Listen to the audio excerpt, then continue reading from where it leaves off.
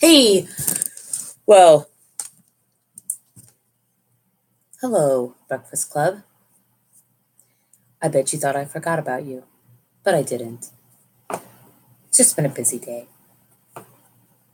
So, uh, here we are, 20 minutes until tomorrow. I'm going to slide in there with a little bit of a live stream. Actually, once again, welcome to my art room. I have work to do, and I thought that I would just talk like I did last time, because it is the easiest way for me to be able to, have discussions, I guess, about topics and things and stuff, is to be able to do it while I'm working during this hyper busy part of my season. So first things first, I have packages here. I'm going to open them.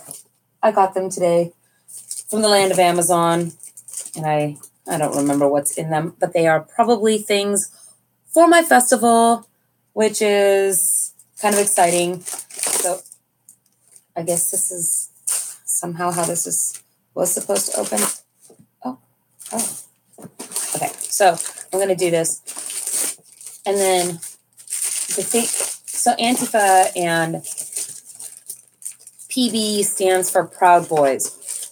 Woo, that was a thing I learned about this week. Yeah, not a super thrilling group.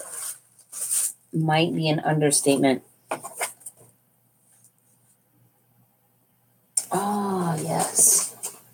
Okay, I know what these are. These are steampunk goggles. Let's show you. So I guess that the thing that occurred over the weekend or something in the news is that the Proud Boys, which are this white nationalist style group, they themselves call themselves or Western chauvinists, and then kind of try to lay on the technical definition of chauvinist as relates to somebody who has, specific pride in a country, as opposed to the other definition, which is also a valid definition, having to do with anybody who, I guess you might say, fanatically stands for, one particular group or organization over another. So anyway, I guess they had some kind of a demonstration in Portland, Oregon, and unsurprising, Antifa showed up. I don't know which way is it. I guess this is the up way.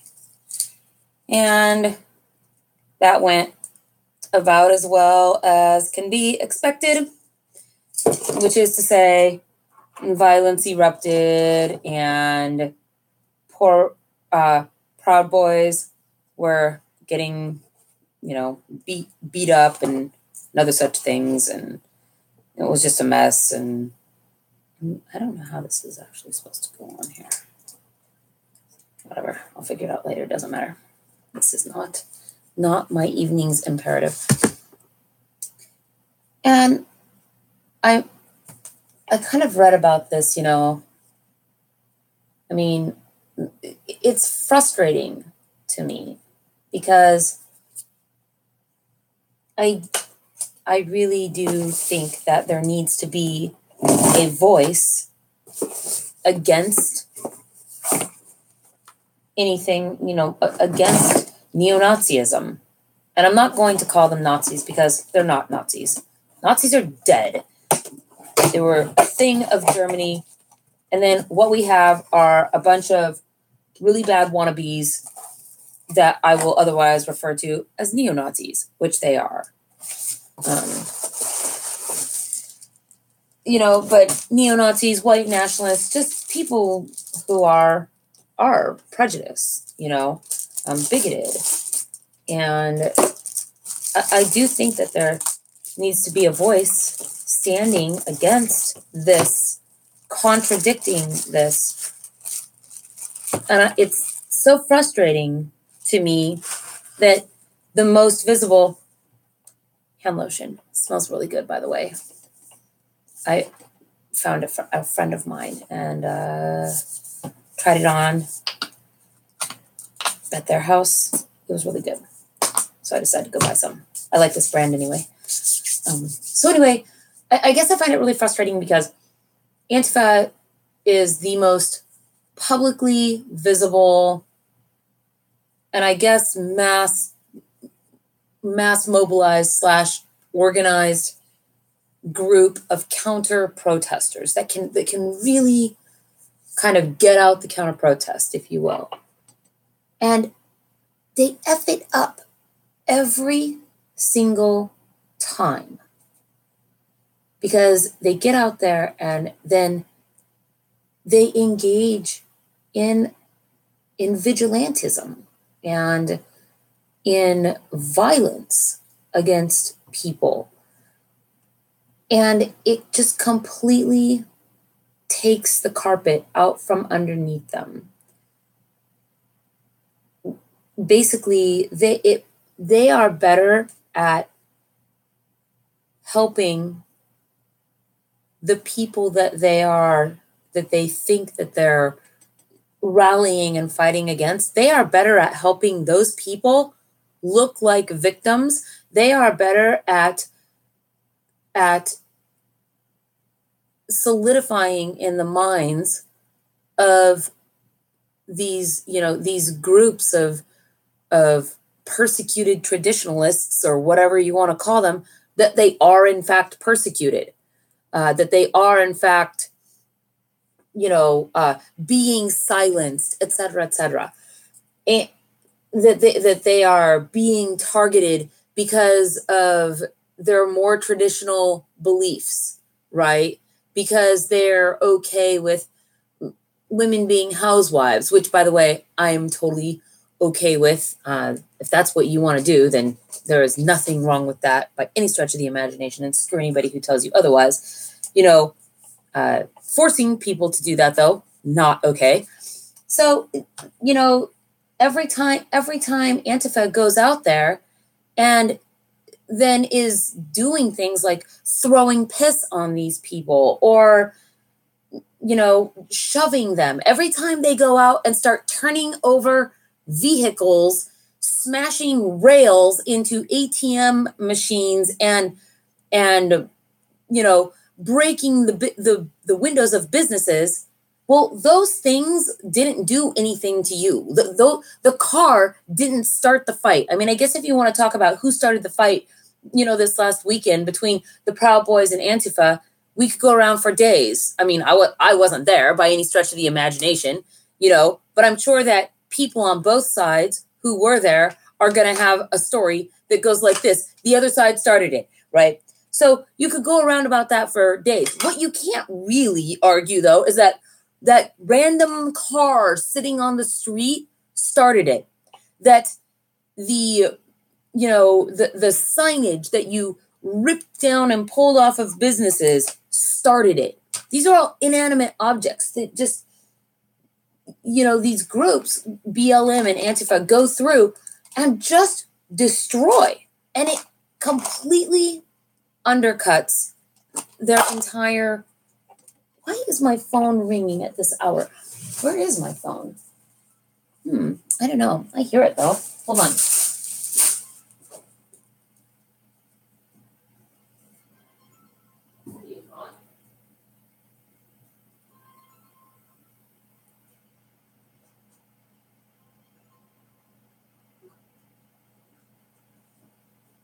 Sorry about that. I had it plugged in because, well, really low battery, whatever. So anyway, it just completely undermines the whole movement, which is frustrating because there isn't any. I mean, there aren't any really good people like. I'm not saying that right. There aren't good influencers, I don't think, on the left. The left is so wrapped up in just shouting every ist and ism as if that is the end-all be-all argument ender, that they actually can't, even if they're right, even if something is racist or it's misogynist or whatever, they can't defend why. They can't actually, when you challenge them, they can't tell you. And so this actually led to this conversation on my Facebook, because as you guys may know, since I've only mentioned it about 30 million bajillion times, I'm pretty active on Facebook. And this kind of led to this conversation on my Facebook where I was just saying, it's very disheartening to me. Oh my God. I can't talk to you right now. It's really disheartening to me that there just isn't any good examples of, standing up or whatever and countering these voices, that all the examples on the left literally validate everything that the alt-right says about them. And that's really bad. I'm sorry. I'm not a fan of the alt-right.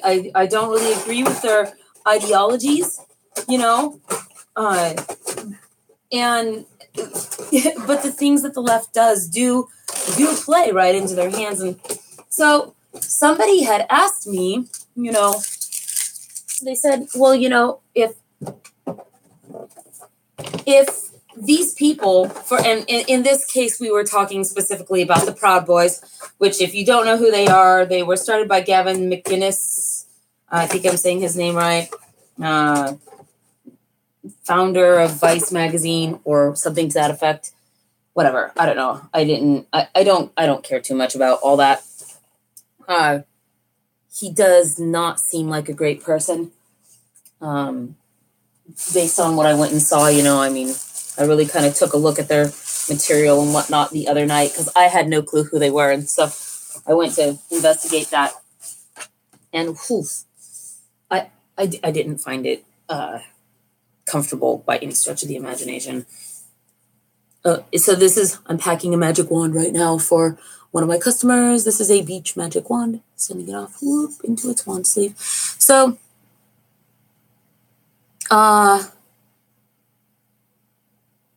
John, I'm not sure I know what you're trying to ask me. No, I know that Antifa says that they are supposed to be anti-fascist. And this was one of the points that I had made early on. People were like, no, Antifa's anti-fascist. They fight against this sort of stuff.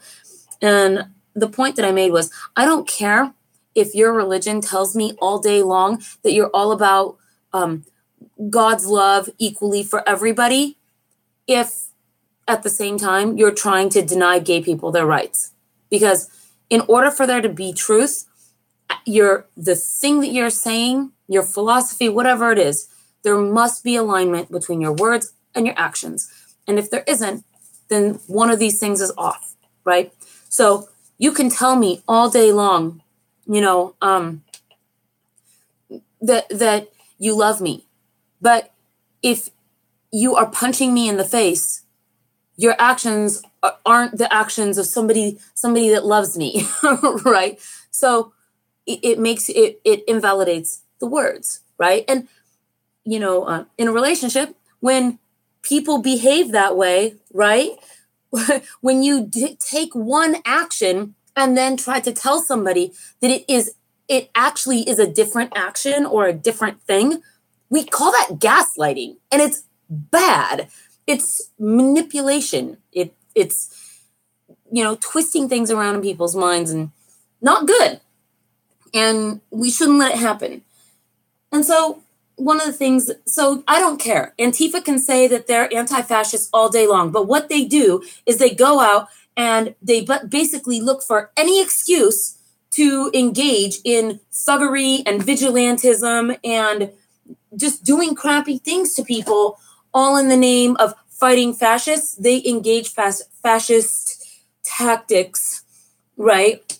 And so I don't care what you say your group is. I don't care if you call your group anti-fascist. If it walks like a duck, in short, then that's so. So anyway, so that the question arose, right? Like, if these people, in this case, so kind of to circle back where I was, so poor boys.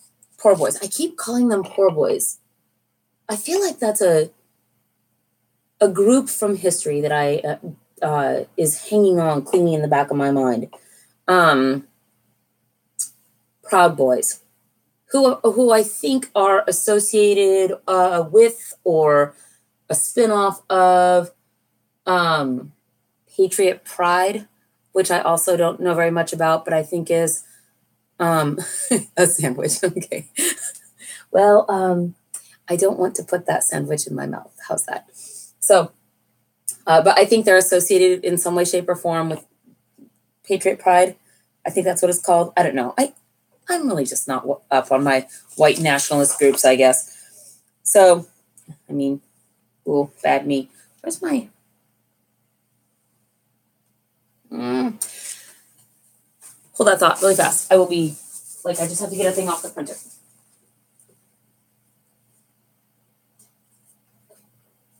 Okay, I'm back. That was really fast, see?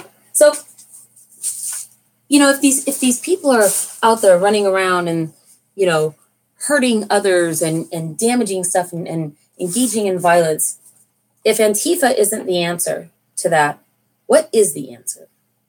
And this was the question that was asked, right?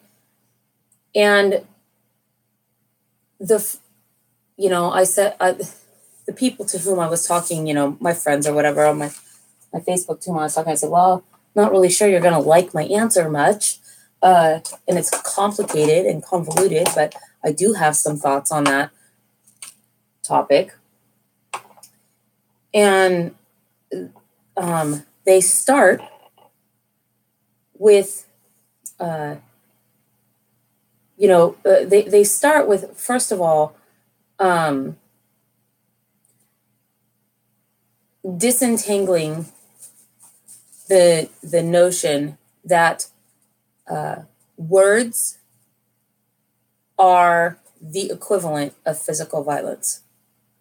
As long as the left keeps, this isn't to say that people can't say words that hurt your feelings or that there isn't such a thing as verbal abuse, right?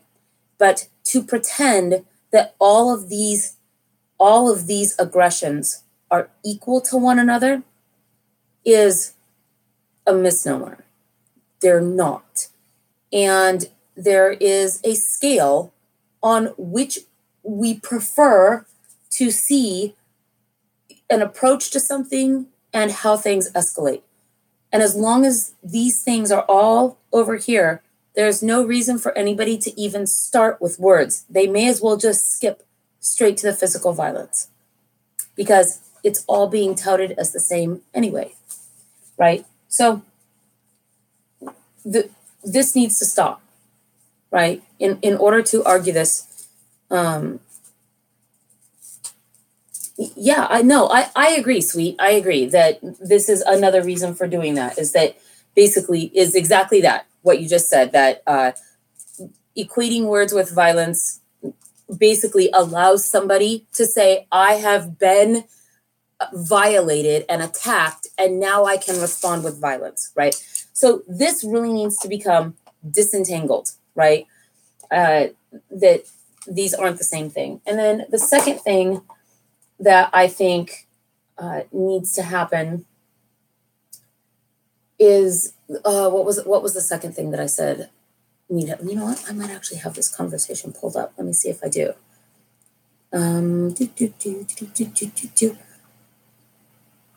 then I can just read you guys what I said. And I don't have to try to remember 20 things all at once. Let's see.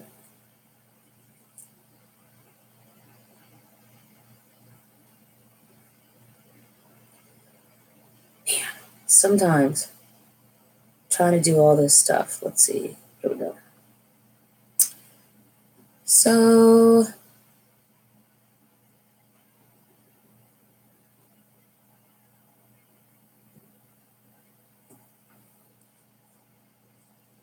let's see. I said we need to basically quit pretending that words are synonymous with violence. And the other big thing that needs to happen is we need to quit misconstruing the feeling of being afraid with the another person's action of overtly threatening.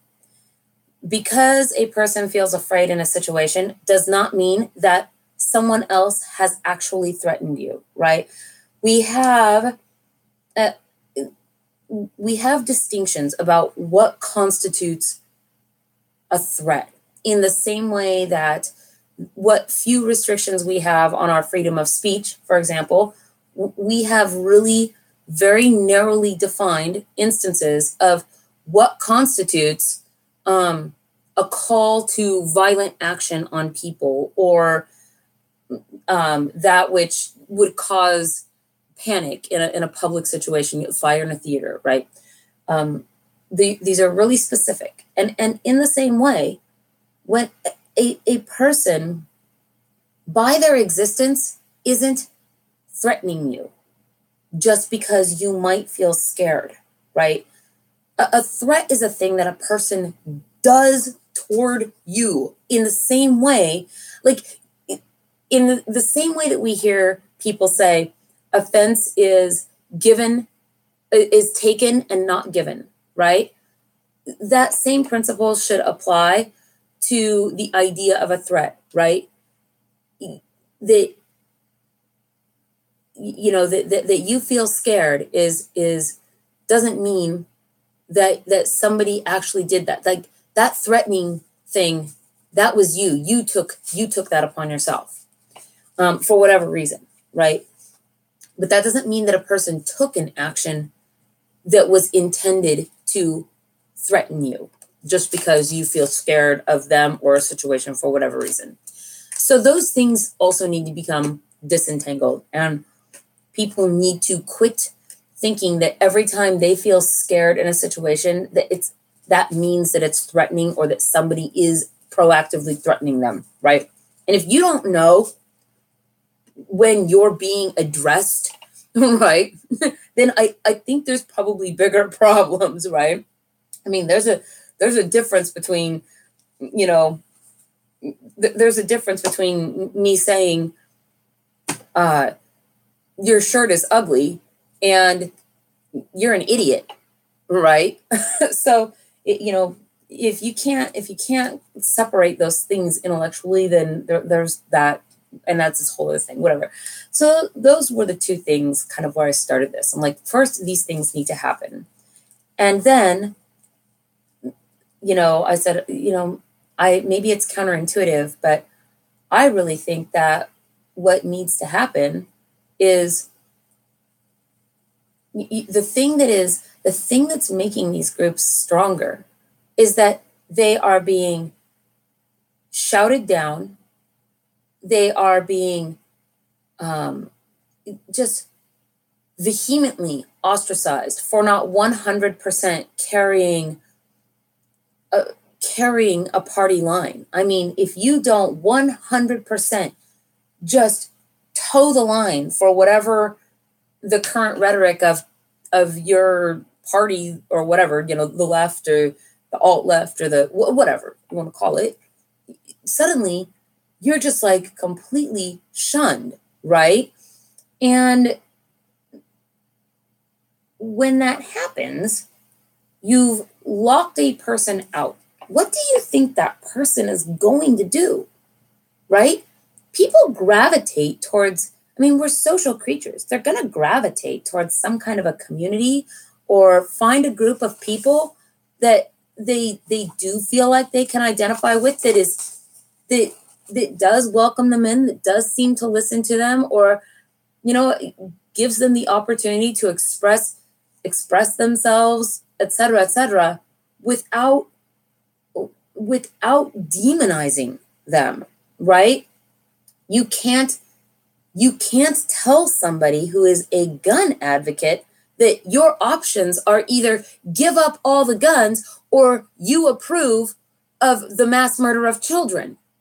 That is an insane false dichotomy.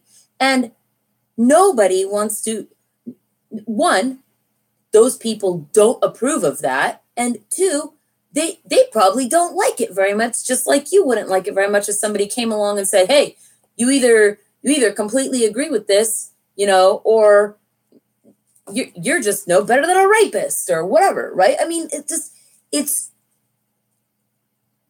so over the top as to just turn people off from it, which is the absolute opposite. And it's exactly what they say. It is the absolute opposite of diversity. It's the absolute opposite of inclusion. It's the opposite of all these ideals, like everyone's voice and freedom of speech and democracies work when everybody participates, right? Because these people are being told they can't participate unless they have the right opinion. Now, don't get me wrong. I've seen a lot of the other side too. I'm sure there's more of everything to always be seen, but I've seen a fair lot of the other side. And when you hit those people, when you hit people on the alt-right's hot buttons, they become exactly the same way, right? But right now, it's their influencers, their social influencers are telling them that they can't have their voices out there and be heard. And every time they're deplatformed, they are validated in that statement. And then they turn around and they use that to show how they are right to their constituency, effectively speaking, right? And so it's being made true. And I think if you want to combat it, pull your head out of your ass, quit calling everybody an ist or an ism as the end of your argument, right? And start coming up with actual arguments. Quit looking at every contestation to something that you say as only having an us or them answer. You're either they're right or they're wrong, right? Start approaching these conversations from the perspective of you may be right about some of these things. They could be actual and true. But we shouldn't be making our decision hinged on this, one right or wrong thing, right? You have to look at multiple pros, multiple cons, multiple points, multiple counterpoints. And then you decide based on which has the abundance of those things in the direction, right? Because some of your points depend, a person's points in a debate, some of their points may be valid, but the person that's counter-arguing them may have a preponderance of points that are also valid. And so this should be a weightier argument because there are more points in its favor, right? It's not that these guys are wrong, because they may also be right about what they're talking about, but this may be more right, if that makes any sense, right? So everything needs to kind of quit approaching it and then start engaging these guys. Don't run away from them. Don't walk right up to them and invite them right into your meetings. Say, hey, we're having this meeting for yada, yada, yada, whatever, gay pride month or whatever. If you think that they, are against gay people, then invite them right over and say, we know that you don't agree with this. We want you to come to our meeting and we want you to defend your viewpoint, right?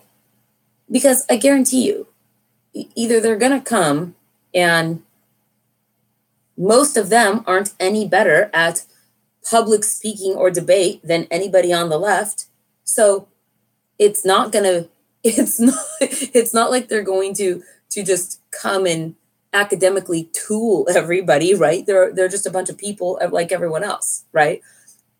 Get them in there, get them to say their part, and let everybody there see how much support there is for, don't ridicule them, listen to them, argue what they're saying, don't call them names, and, be prepared, have your points, know what it is that they're talking about, and know what the data is in your own toolbox to combat that, right? One of the things that they are constantly saying, that they pride themselves on, is that, well, they're willing to let anybody talk or to hear anybody talk or whatever. You see this all the time, right? In religious people, no, like, it's okay, like, you can believe whatever you want and we're all good with that, yada, yada, yada. But when they come and they knock on your door and they want to preach to you about whatever book they have in their hand, and you say, great, I will listen to you for 10 minutes if you'll listen to me for 10 minutes. What do? They go away, right? That's what they do.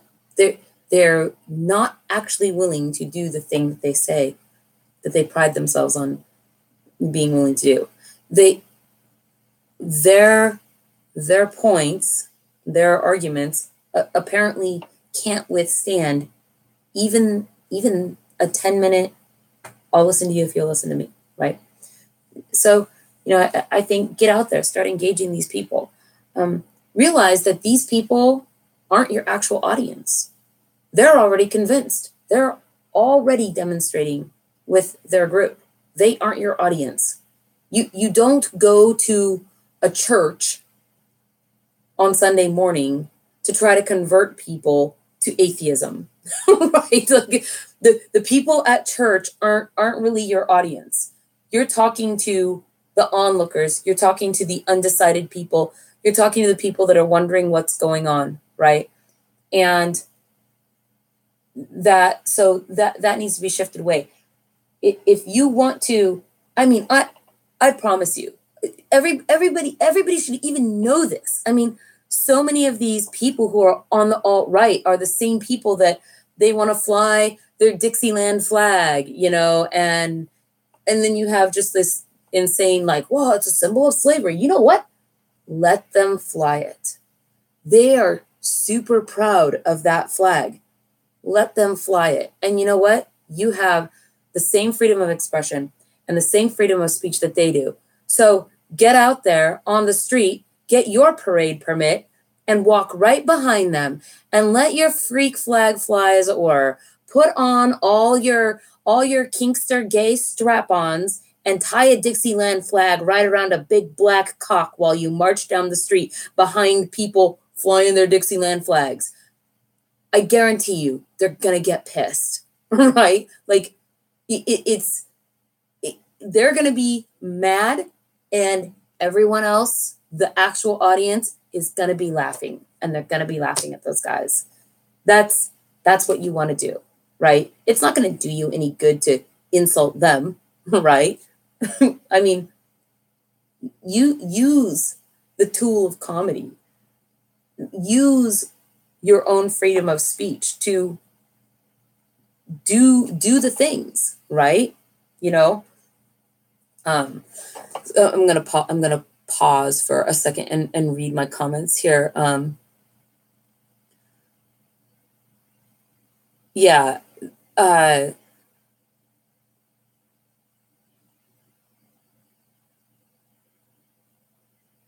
Yeah, I agree about the olive branches, right? I don't think, and this is a little kind of veering a little off topic. I contemplate this a lot, actually. I am really against the notion that it's like you kind of have this alt-left neo-Nazi thing going on, but then, or alt-right neo-Nazi thing going on, but then over here on the left, you've kind of got this neo-McCarthyism going on, right? Where anybody who even remotely is seen associating with these people must be of these people, right? It's ridiculous. I'm sure that every day we all hear opinions that we don't agree with. People say things and you don't automatically adopt every single thing that somebody says. We have the ability to think about them and parse what we agree with or don't agree with, right? And so I think that we kind of need to stand up for ourselves, to our own side a little bit. I mean, I say our side, but, you know, I'm using that because it's the easiest way to, I guess, kind of talk about these ideas. I don't know that I particularly consider myself on the side of the left per se or whatever. I pretty much don't like the way that, you know, social justice engages, how it's been hijacked. You know, I mean, I have a lot of things that I could argue against on that, and I have. But I definitely do not agree with anti-Semitic, you know, racist, misogynist. I don't agree. Those things are horrible.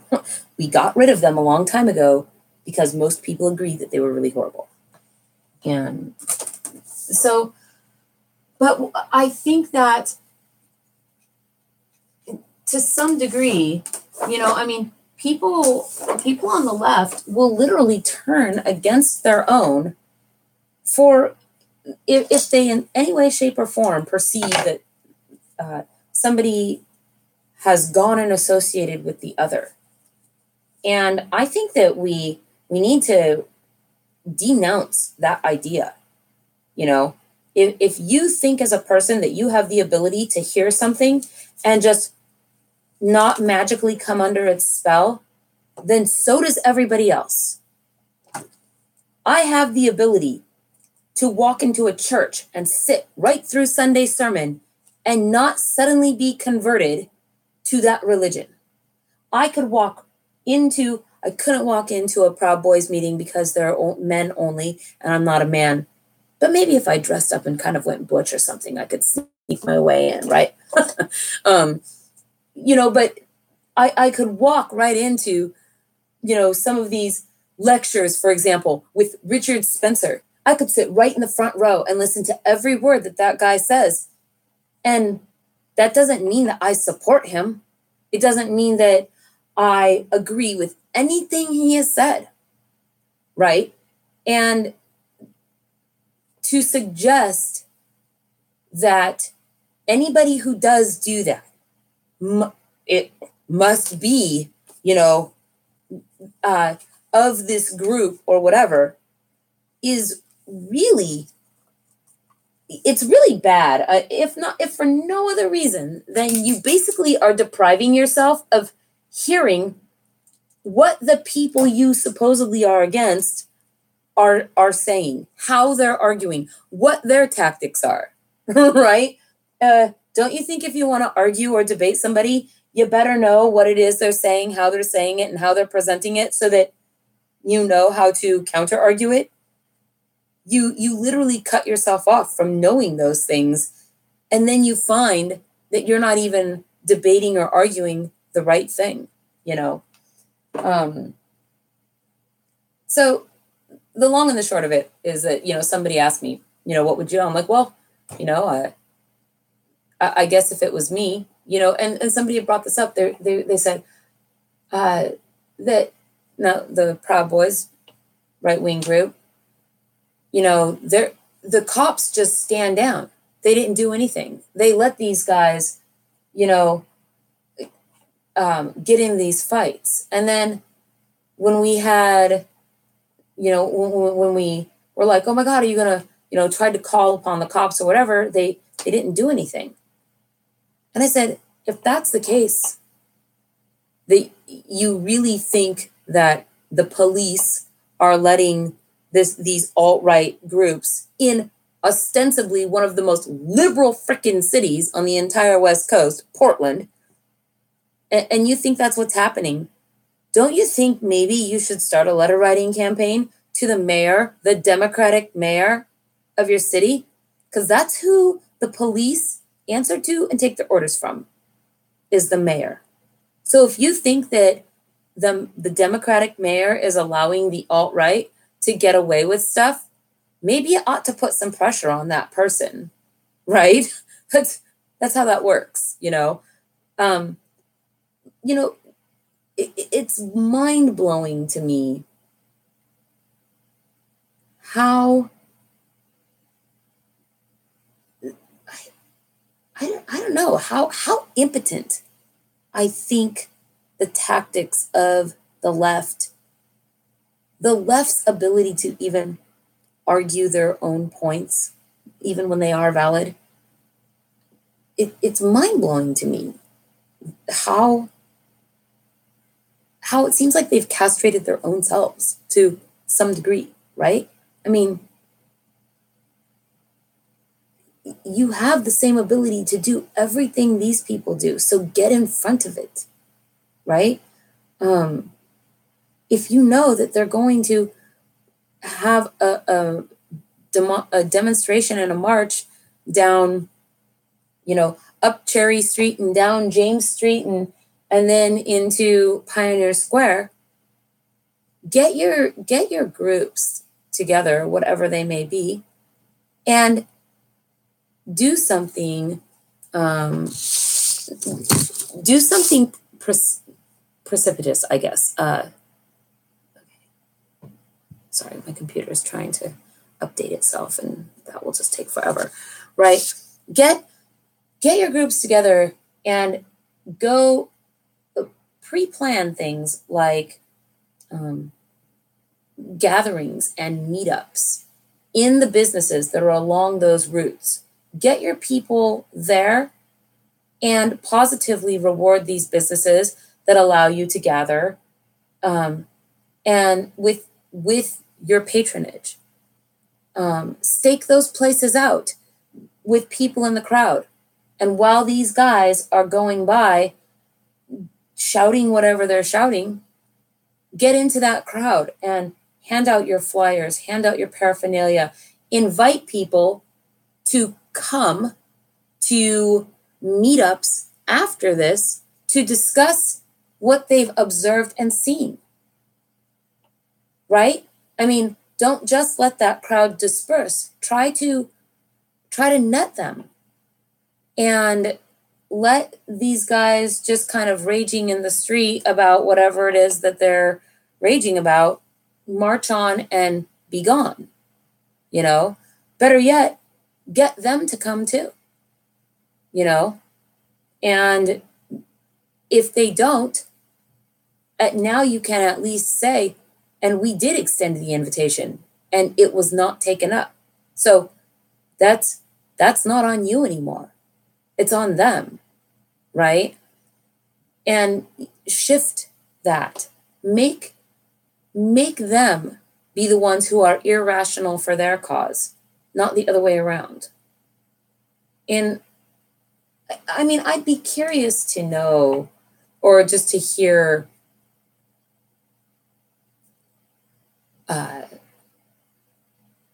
what other people's ideas on countering that sort of stuff is. I really do feel pretty strongly, I suppose, that we do have to stand against, we have to stand against any discrimination, in short, because today it might be, Black people and Colin Kaepernick, but tomorrow that could be,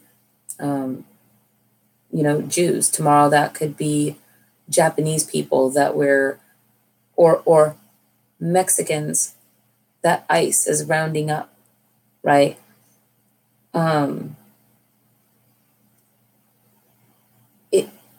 Which is actually kind of a terrifying thing that's going on in our country right now. But I'm not going to go into it because it's a whole different topic. But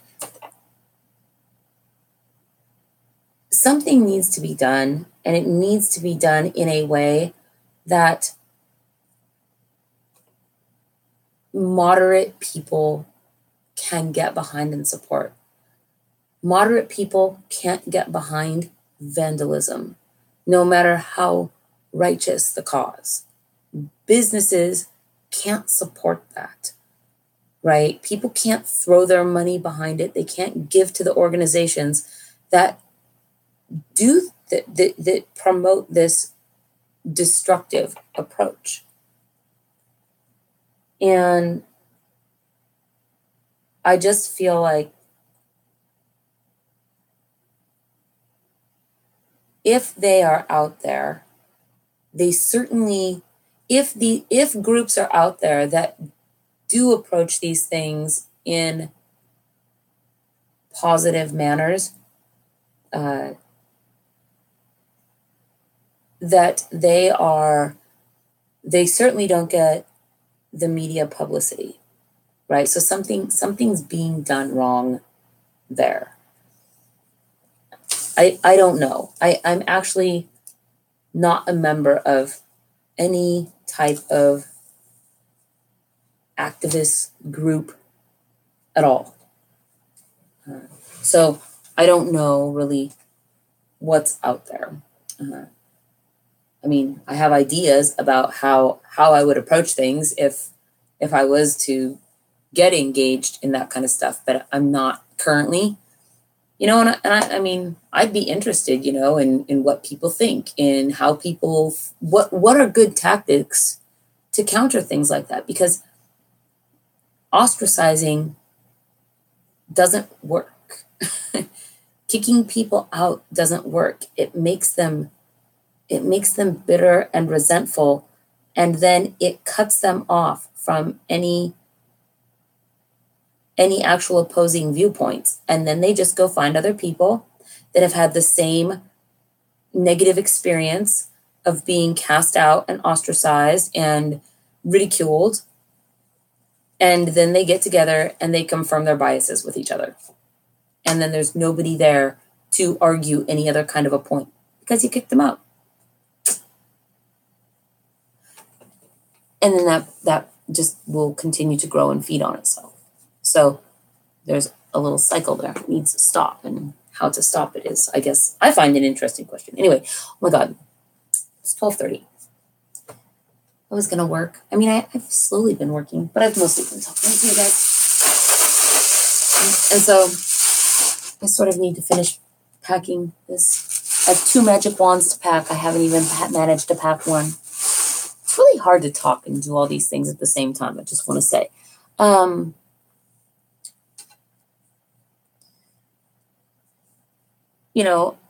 Anyway, I guess that's just kind of that, and I've talked it out tonight. So I'm gonna let you guys go, and thank you for joining me, and thank you for chatting with me as well. I really like that. So have a good night, everybody, and I will see. Oh, if you happen to be in the Seattle area, I will be working at the Georgetown Street Fair this weekend, and I would invite anybody to come out and say hello to me. I will probably be nearish to Nebraska Street. Come say hi. Whether you agree with me or disagree with me, that's okay, right? I would love to meet other people in the community or other YouTubers, etc. So have a good night, everybody. Oh, you'll have to look for the ferry because you can't miss it. Anyway, so good night, everybody. I will talk to you, I guess, next week. Same time, same bat channel. How do I end this?